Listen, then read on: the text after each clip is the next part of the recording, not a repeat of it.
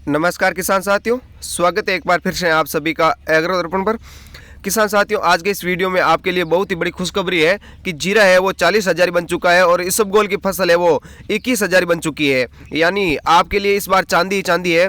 बात यह है कि जीरे और इसबगोल के भावों में लगातार इजाफा हो रहा है। पिछले 3 दिनों में जीरा 2,500 रुपये तक बढ़ चुका है और इसबगोल भी 1,000-1,500 रुपये तक बढ़ चुका है। इस तरह से देखें तो जीरा और इसबगोल के लगातार भाव बढ़ रहे हैं। इसबगोल अभी भी खेतों में पड़ा हुआ है क्योंकि जो पश्चिमी विक्षोभ के कारण बारिश हुई थी, इससे इसबगोल की फसल भीग चुकी है और जीरे की फसल है वो निकल चुकी है। तो इस कारण किसान मंडियों में लेकर के आ रहे हैं और इसके भाव है वो लगातार बढ़ रहे हैं।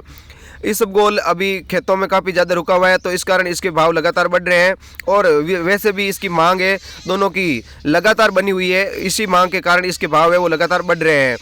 अब देख लेते हैं जैसे इसबगोल के भाव है वो पिछले 3 दिनों में किस तरह से रहे हैं। 4 अप्रैल को इसबगोल के भाव है वो 13,500 से 19,750 रुपये तक बिका।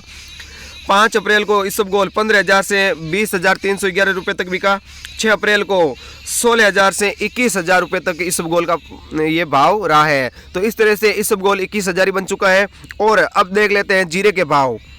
जीरा 4 अप्रैल को 28,000 से 37,800 रुपये तक बिका।